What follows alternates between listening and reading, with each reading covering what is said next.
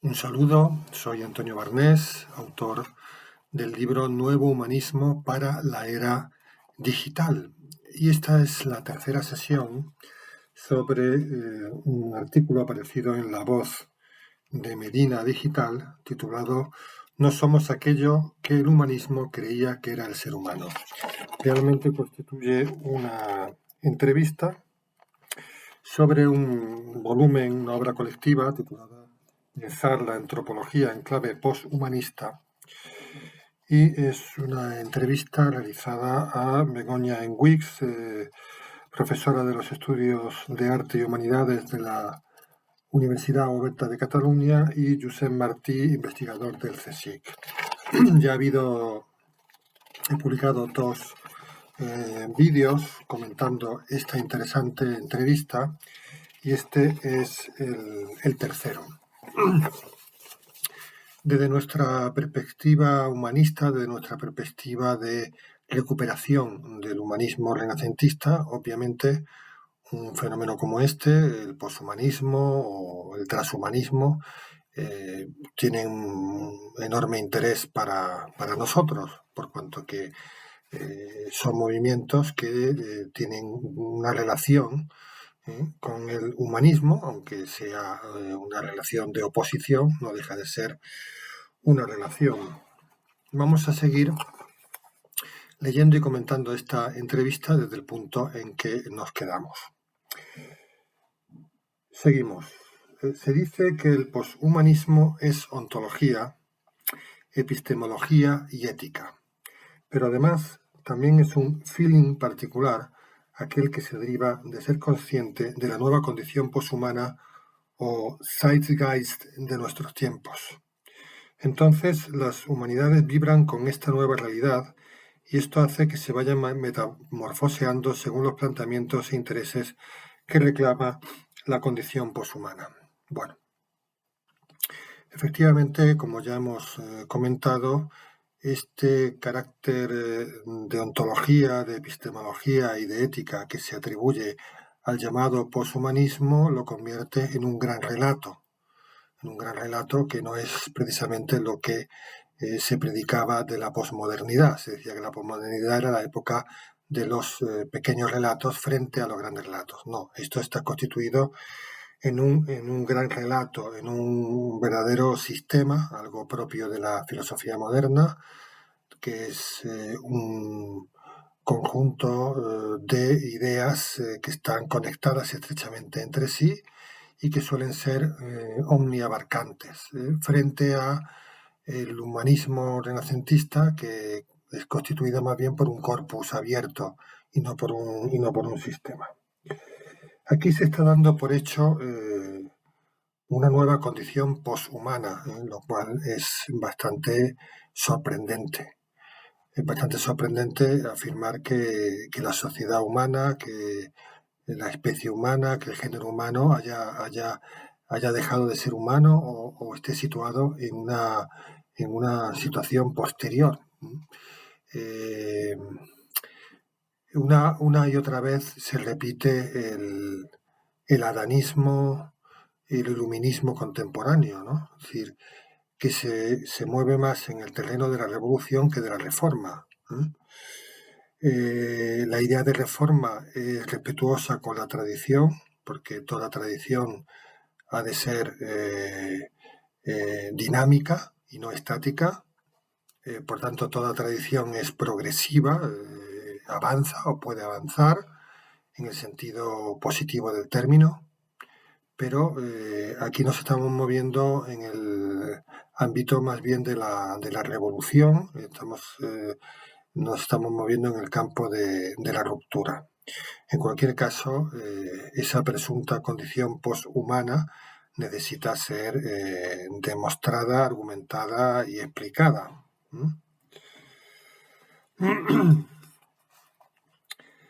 Las humanidades vibran con esta nueva realidad y esto hace que se vayan metamorfoseando según los planteamientos e intereses que reclama la condición poshumana. Bueno, es decir, si se demuestra la condición poshumana,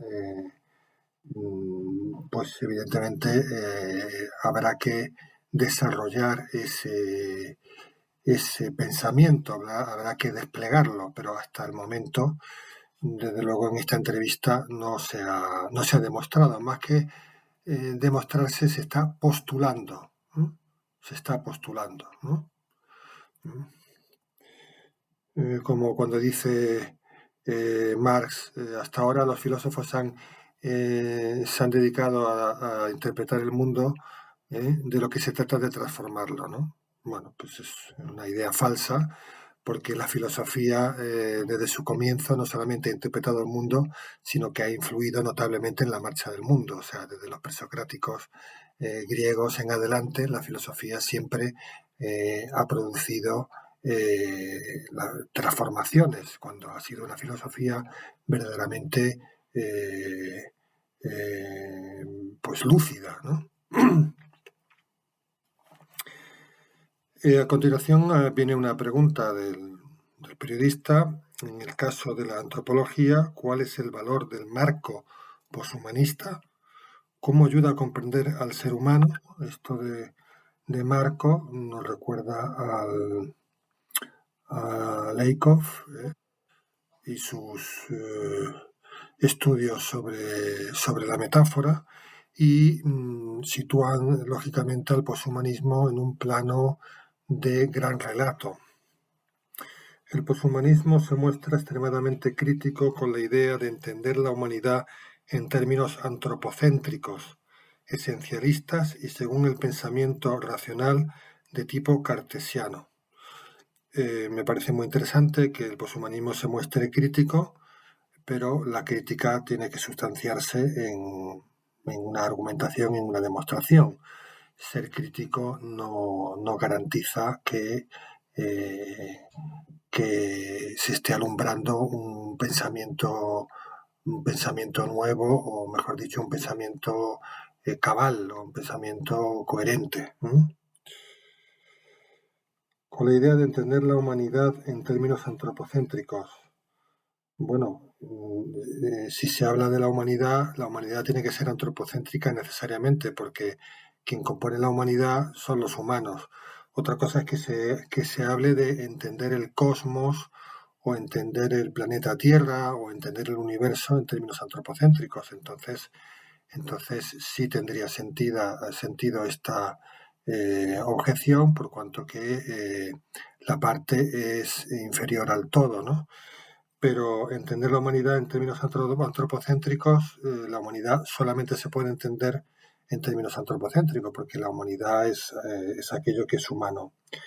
Esencialistas y según el pensamiento racional de tipo cartesiano. Bueno, esencialista también está constituyéndose el poshumanismo. Se está constituyendo como una ontología, como una epistemología y como una ética.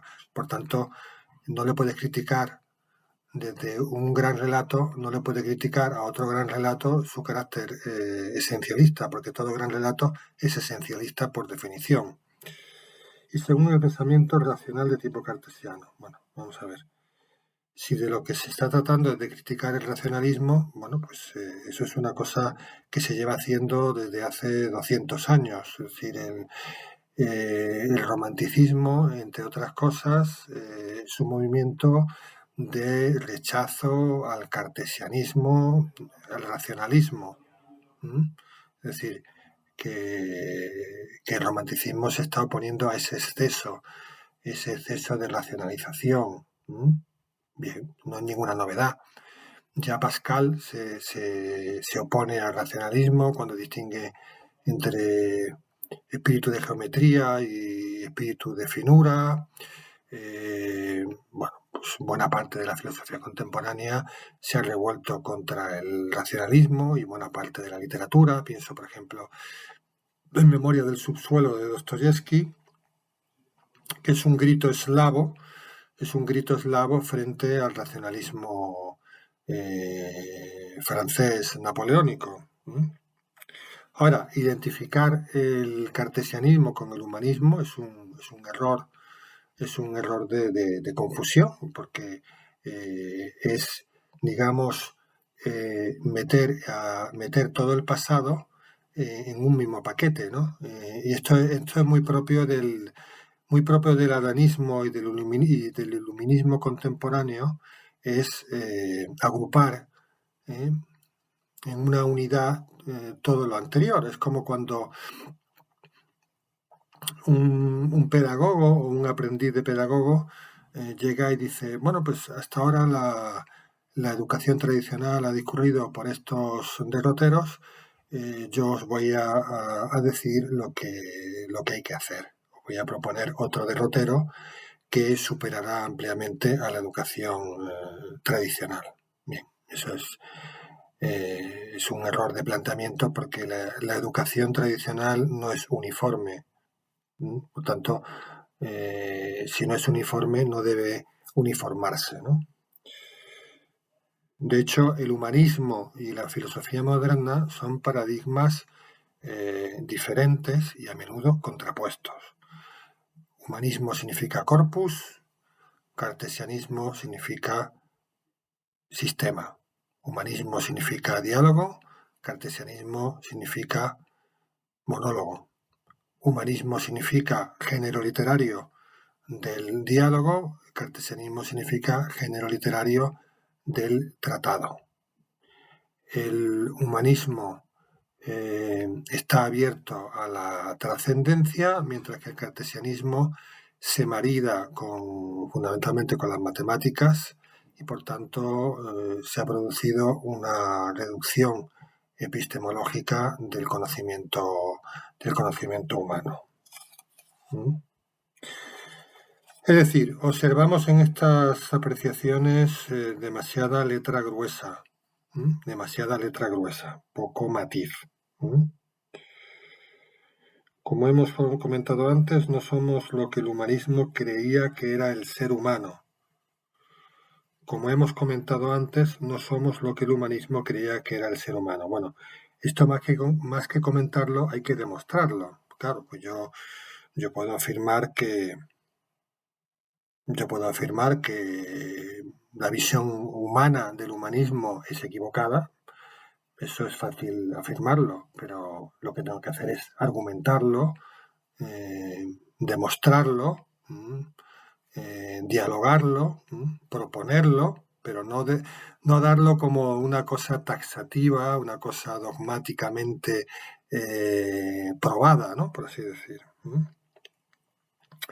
Un ser humano, por cierto, cortado según patrones eurocéntricos y androcéntricos, es decir, el sujeto normativo del humanismo.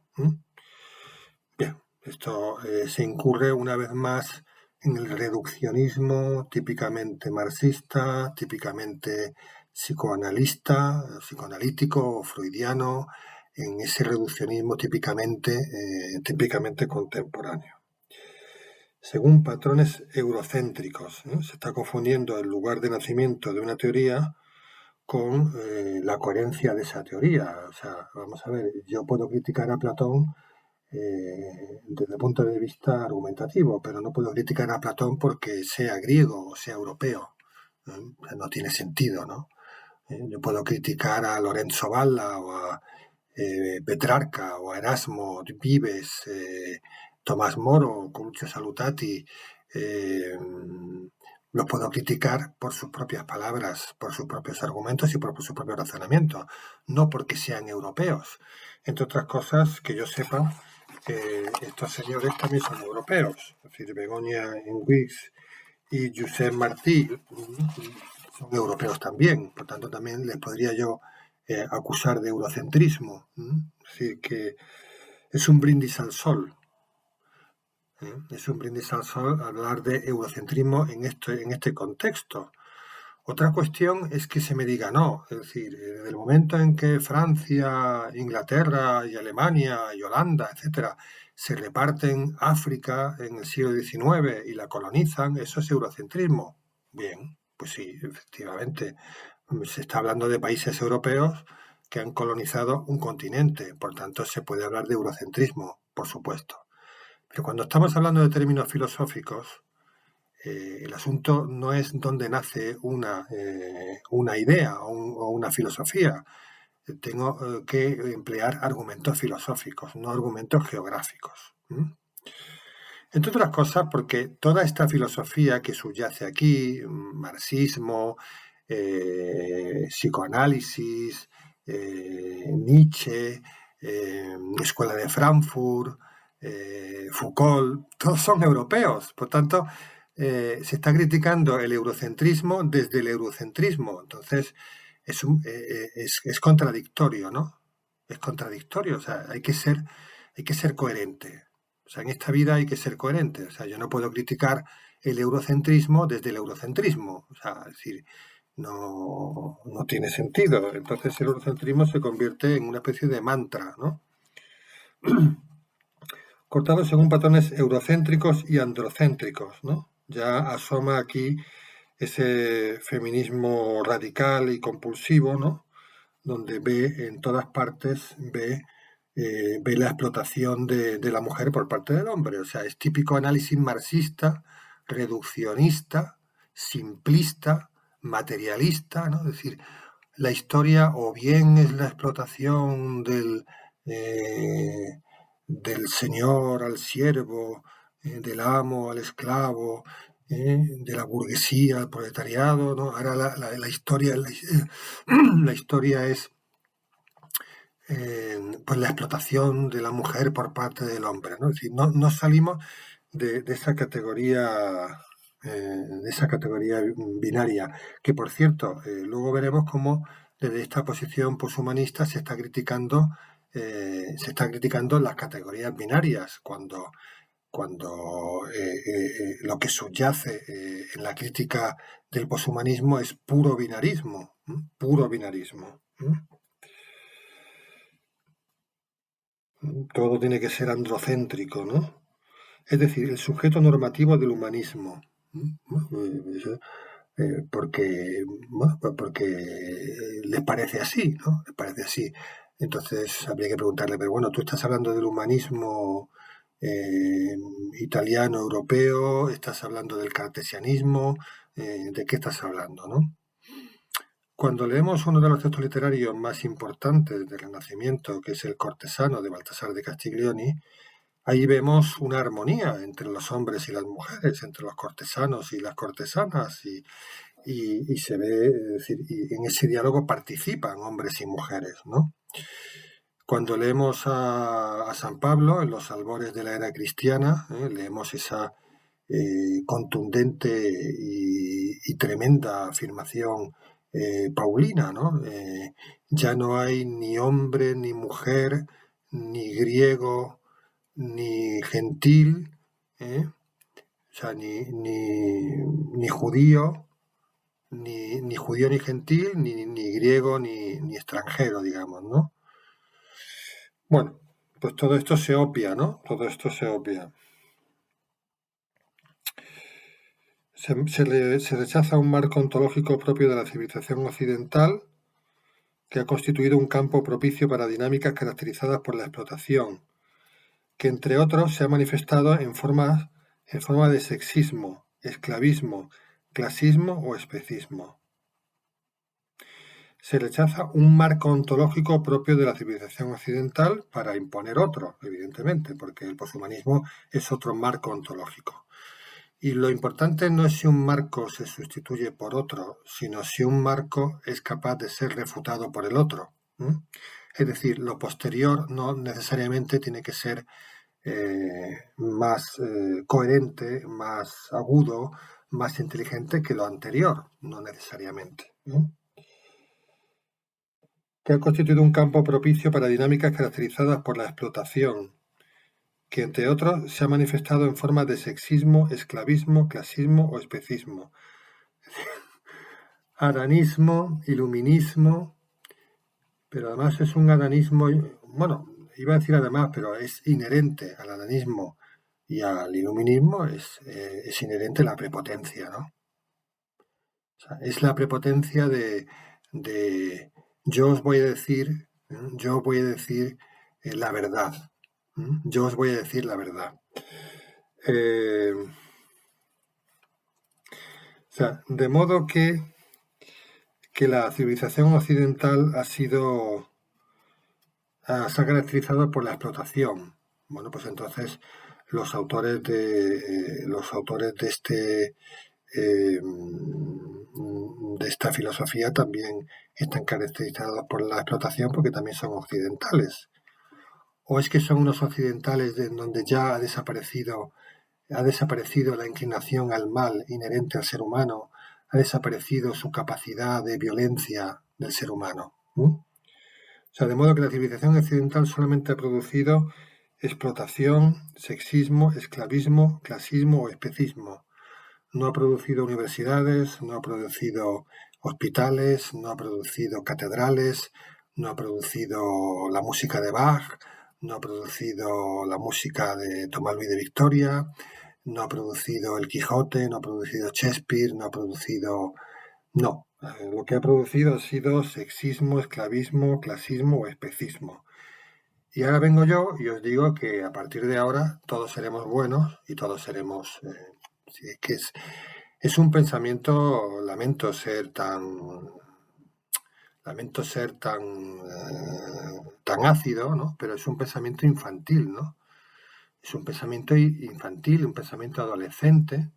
En la adolescencia, todo ser humano experimenta un natural, un deseo de rebeldía, porque eso es lo propio de la adolescencia.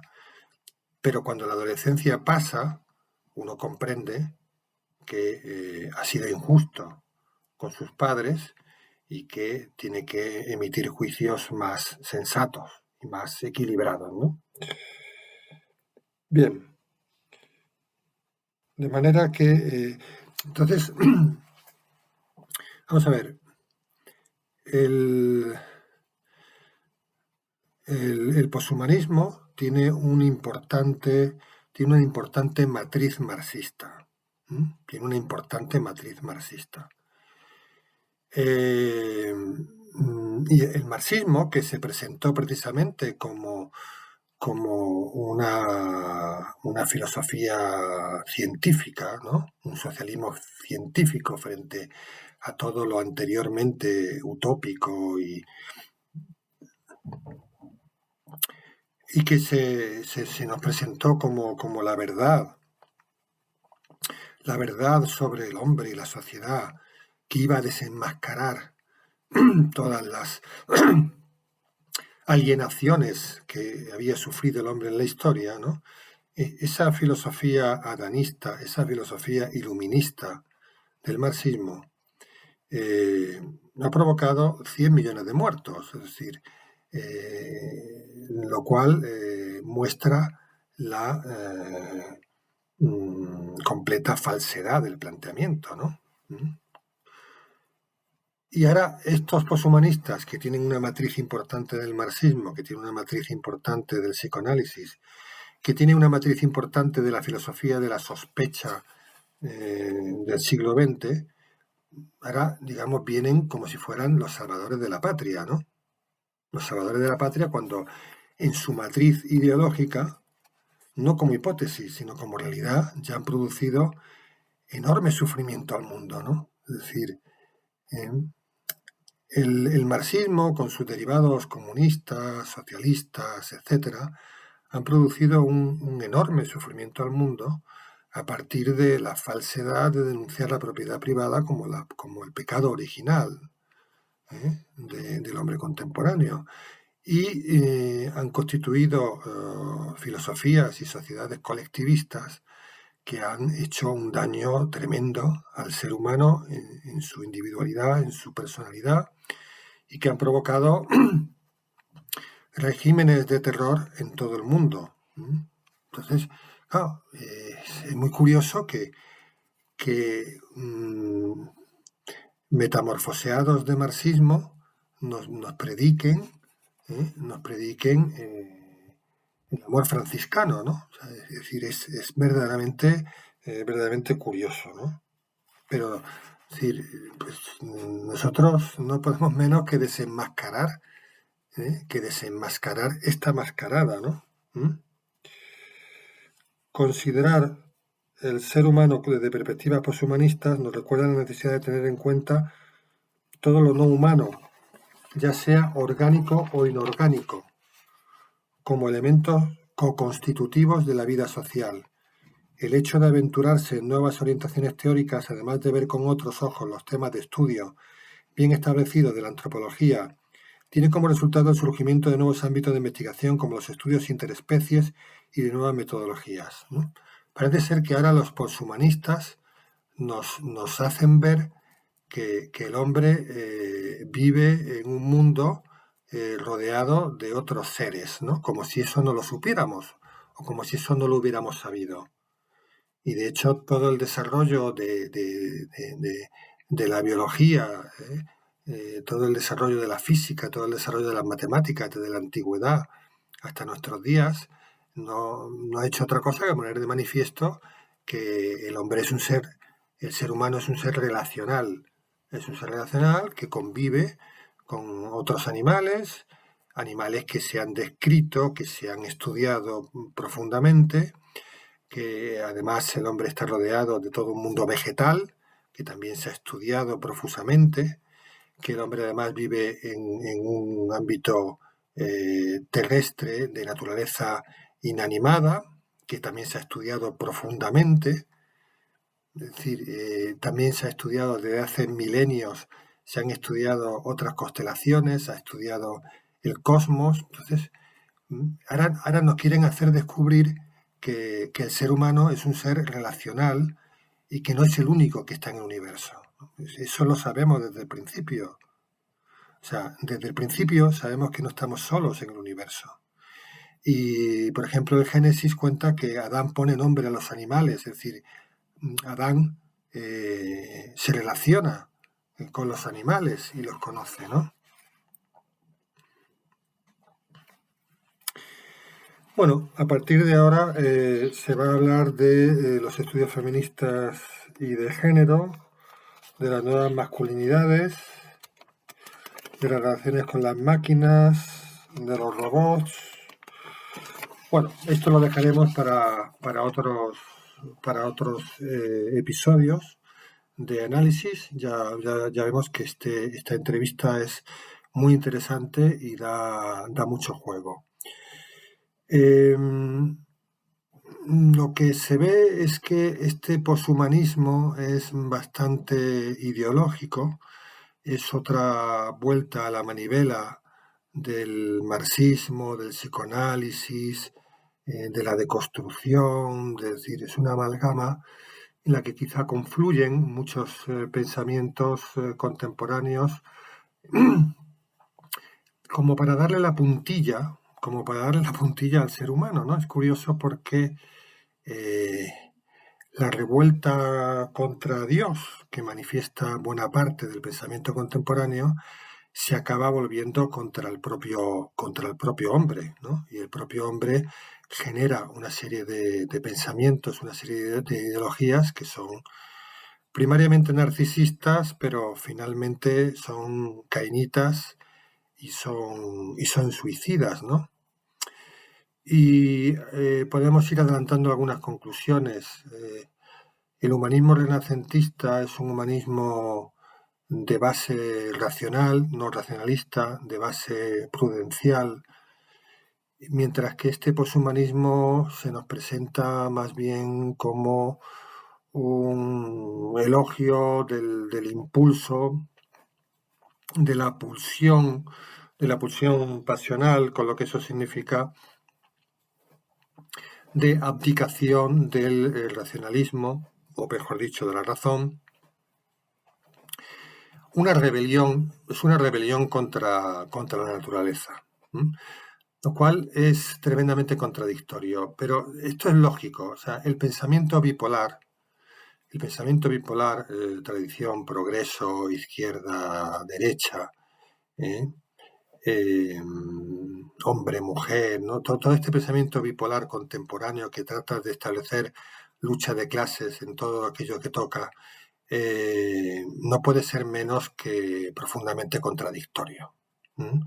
Una y otra vez se ataca el principio de no contradicción, ¿no?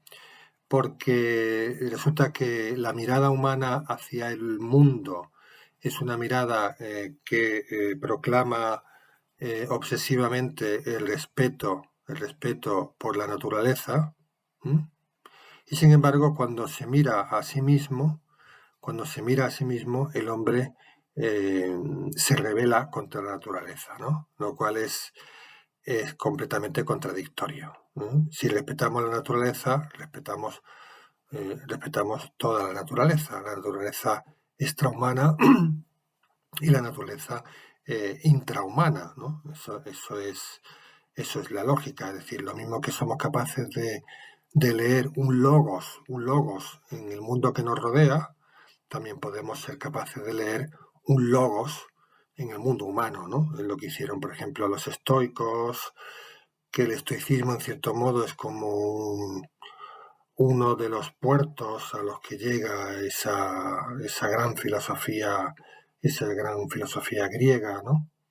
Entonces, bueno, pues esta es una rebelión contra la propia naturaleza que es inconsistente y que desde nuestra confianza en la razón, que entre otras cosas es la base de todo pensamiento filosófico desde los presocráticos hasta ahora, debemos poner de manifiesto. Pues seguiremos.